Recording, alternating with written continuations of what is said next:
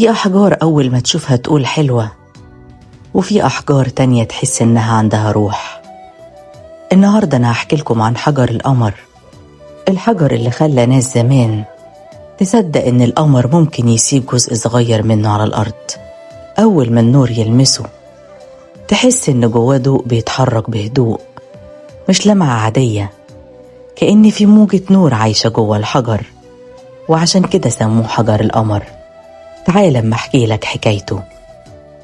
الرومان القدماء كانوا معتقدين إن متكون من أشعة القمر المتجمدة، وإنه بيتغير مع مراحل القمر في السماء. وفي الهند القديمة كانوا بيعتبروه حجر مقدس، وكانوا بيؤمنوا إنه بيجلب الهدوء والأحلام الواضحة والحب. وفي أساطير قديمة كانت بتقول إن حجر القمر فيه روح صغيرة من نور الليل، وإن الحجر بيلمع أكتر مع الناس اللي قلبها صافي. الغريب إن العلم نفسه وقف قدام جماله، لأن الحجر ده فعلا مختلف عن أي حجر تاني. هو بيتكون داخل الصخور البركانية، ويقعد آلاف السنين تحت الضغط والحرارة لحد ما يطلع بالشكل ده.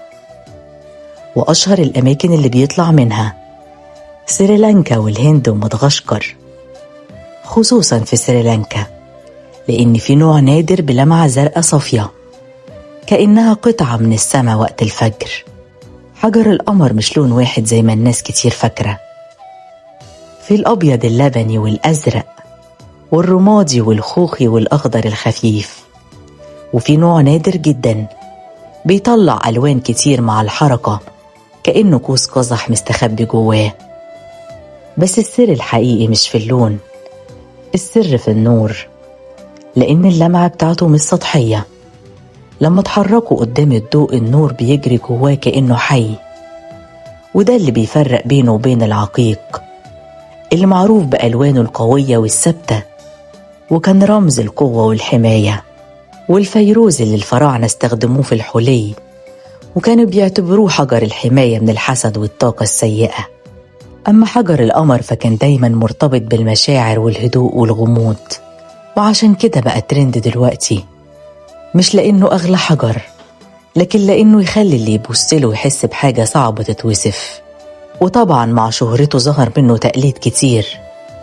الحجر الأصلي تحس إن فيه عمق، واللمعة بتتحرك جواه مع النور، وشكله هادي وطبيعي. التقليد بيبقى مجرد زجاج لامع أو لمعة ثابتة من غير روح. وفي النهاية يمكن سر حجر القمر إن طول عمره بيشبه الناس اللي قلبها طيب، الناس الهادية اللي محدش بياخد باله من تعبها بسهولة. الحجر ده عمره ما كان أفخم حجر ولا أغلى حجر، ومع ذلك اللي بيشوفه بيتعلق بيه. وده بالظبط اللي بيحصل مع القلوب الحنينة، ما بتخطفش الناس من أول نظرة، بس لما حد بيقرب منها بصدق ما بيعرفش ينساها أبدا.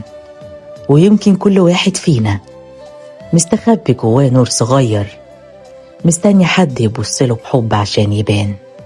وفي ليلة هادية تحت نور القمر ممكن تكتشف إن أحن الحاجات في الدنيا مش اللي بتلمع بقوة، لكن اللي بتنورك من جوه من غير ما تحس.